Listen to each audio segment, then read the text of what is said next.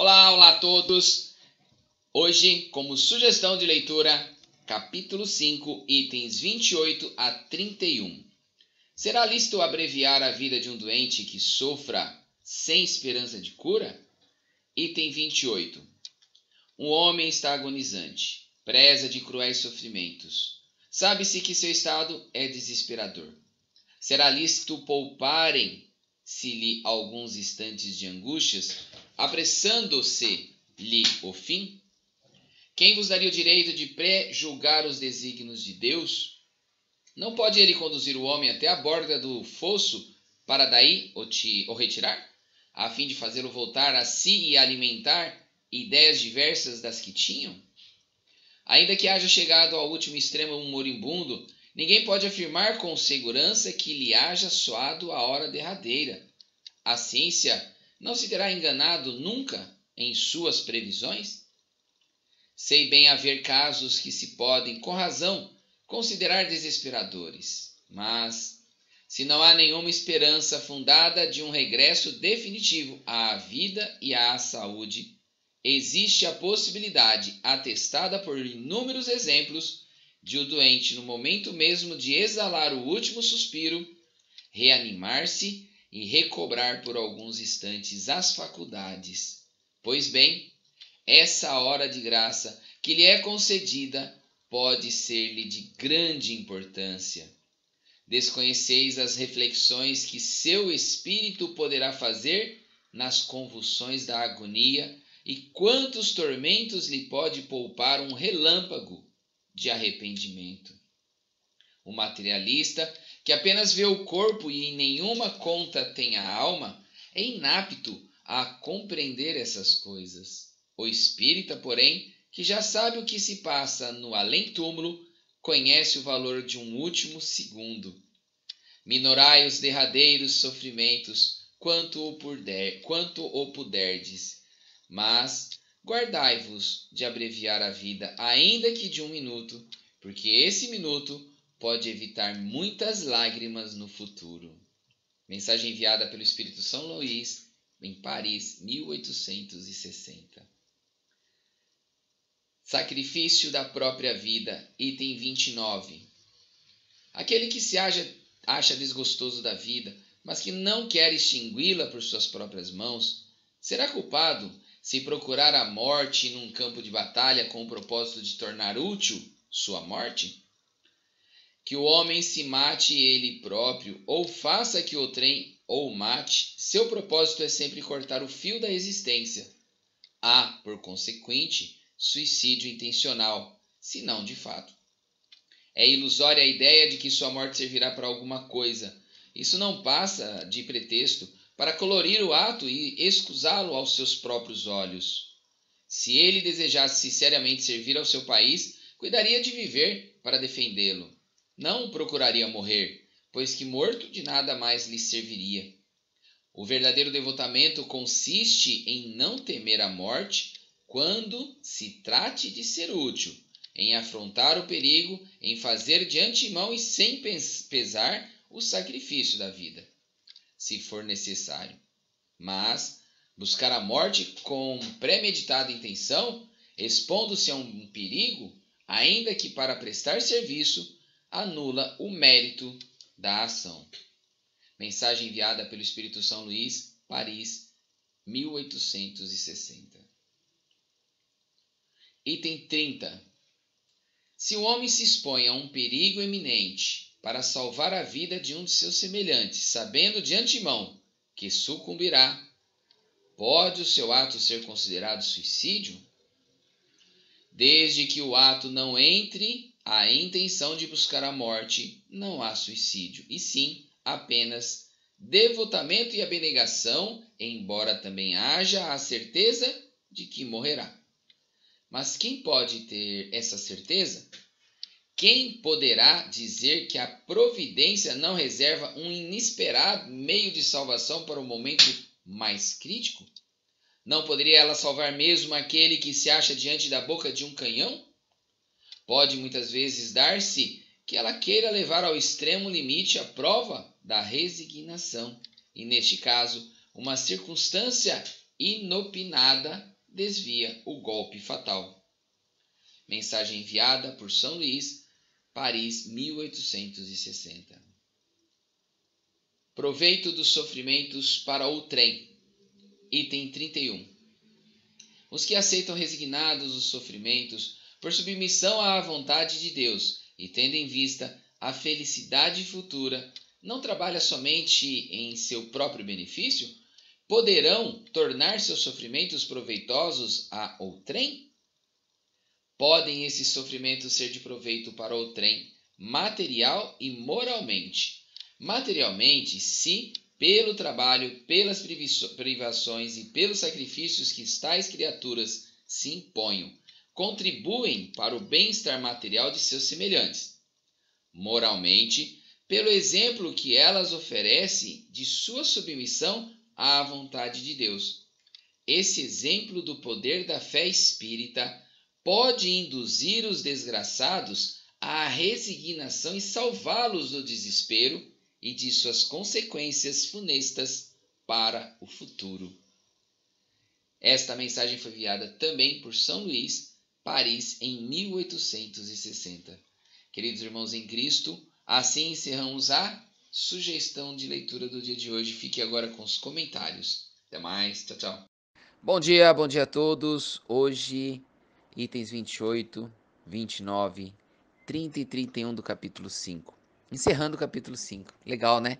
Aos pouquinhos a gente vai avançando nessa leitura do Evangelho segundo o Espiritismo, conhecendo um pouquinho mais, buscando conhecer um pouquinho mais aquilo que Jesus nos quis transmitir, entendendo um pouco mais os ensinamentos do Cristo, segundo a doutrina espírita.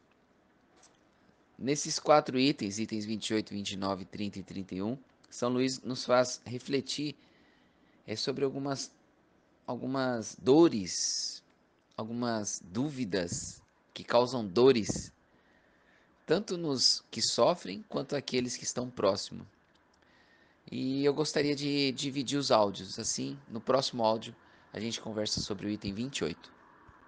No item 28 nós temos uma mensagem, uma dúvida, que para muitos pode não fazer sentido nenhum. E é interessante a gente sempre observar isso.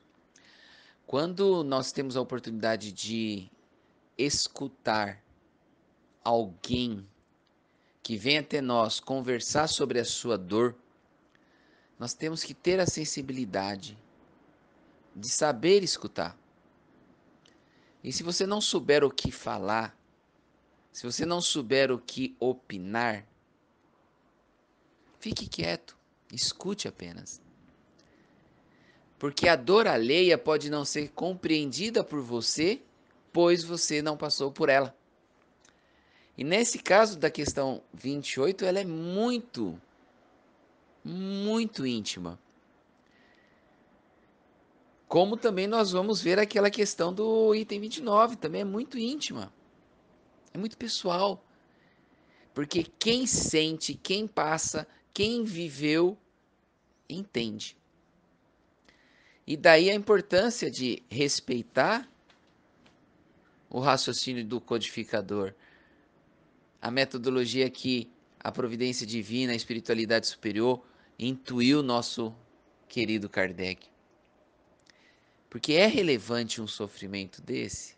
Uma questão dessa é relevante? Quem aqui poderia pensar em acabar com a vida de um ente querido só porque ele está sofrendo?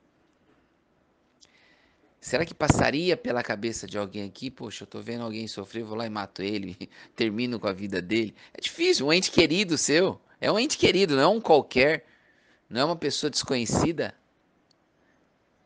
Será que seria possível isso? Esse tipo de pensamento?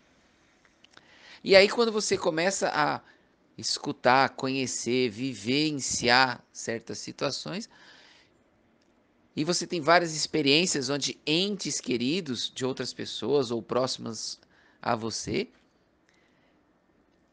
que você tanto ama,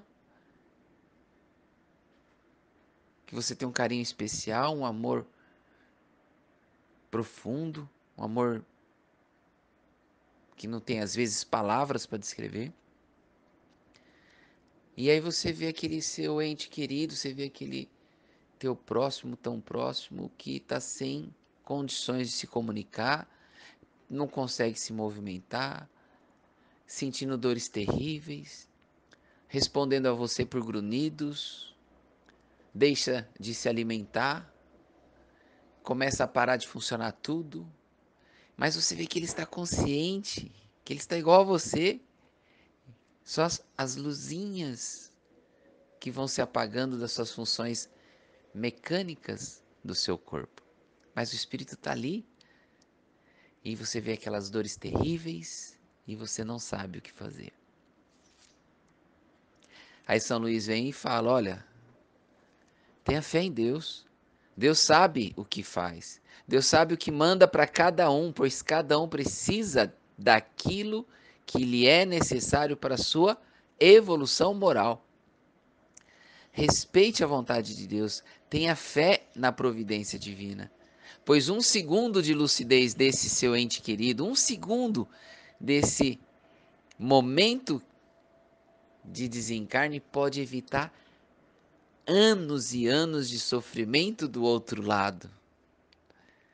Quando a gente é espírita, quando nós temos esse conhecimento que a vida não cessa com a morte do corpo, nós sabemos o que vai acontecer no pós-morte corporal, nós sabemos que a vida continua e sabemos que tem lá uma experiência que vai ser vivida pelo nosso ente querido, fica mais fácil você aceitar. Fica mais fácil você compreender. E aí você vai se esforçar então para orar pelo seu ente querido que tanto sofre, para abrandar-lhe a dor, tentar dar-lhe o conforto e auxiliá-lo a passar por esse momento de expiação, a fim de que ele possa assim ter nas suas próximas encarnações experiências melhores. No próximo item, a gente vai falar sobre a vontade de se matar, inconscientemente ou de intenção. No item 29 é uma outra situação delicada. Pessoas desgostosas, pessoas que muitas vezes não encontram sentido na vida, perdem o sentido da vida. Às vezes experiências ruins, materiais ou não, muitas vezes emocionais.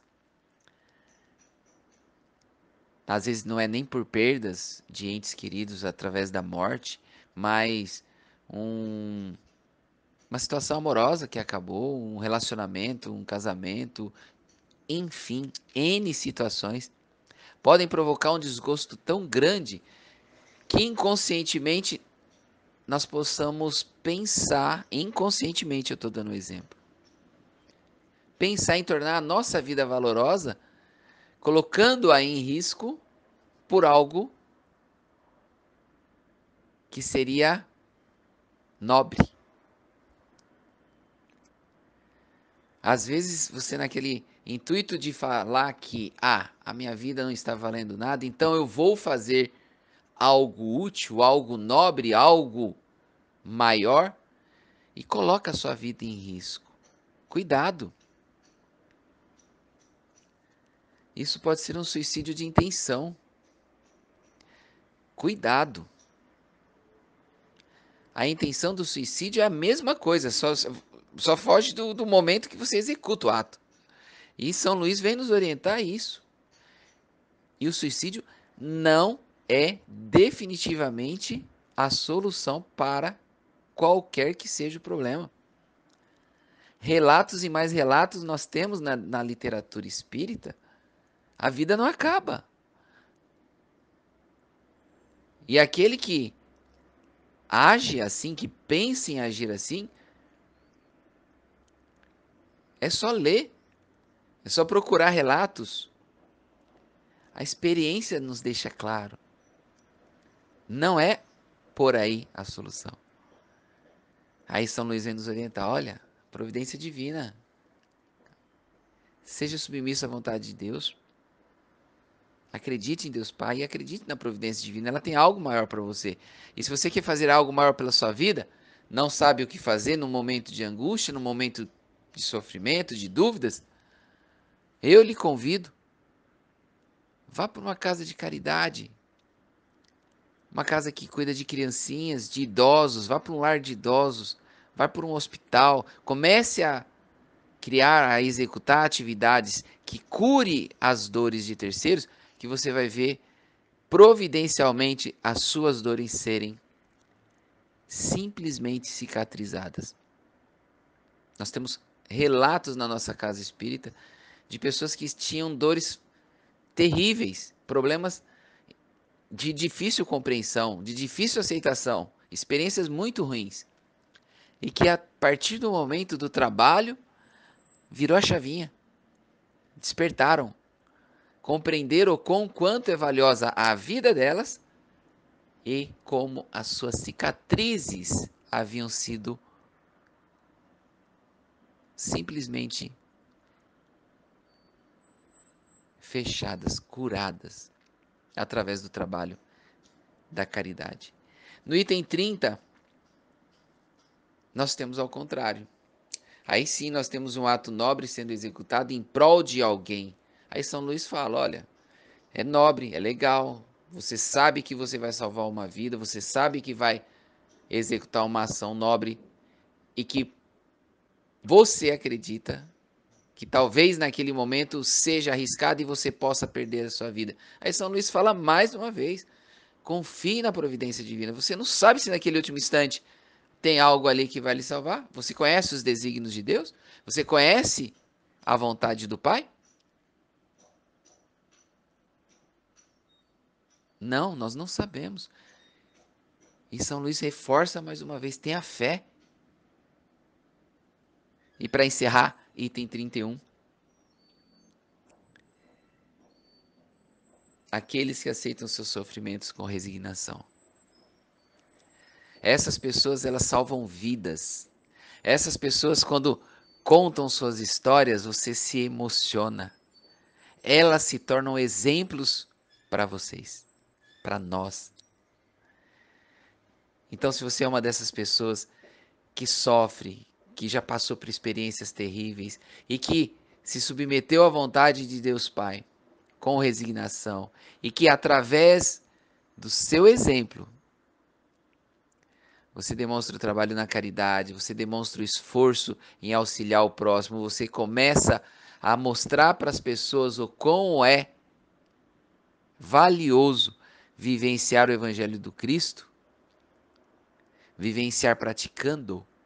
Esse seu exemplo você não tem às vezes, muitas vezes, mas muitas vezes você não tem conhecimento de quantas pessoas você está salvando de sofrimentos terríveis que elas poderiam ter se não tivesse visto alguém como você que confia e tem fé em Deus. Exemplifique a fé no futuro, exemplifique a fé na vida eterna, exemplifique a fé em Jesus. Pratique atos de caridade, crie uma agenda de auxílio aos pobres, auxílios aos mais necessitados. Veja o que você gosta e se sente mais confortável em realizar. Vai virar a chavinha.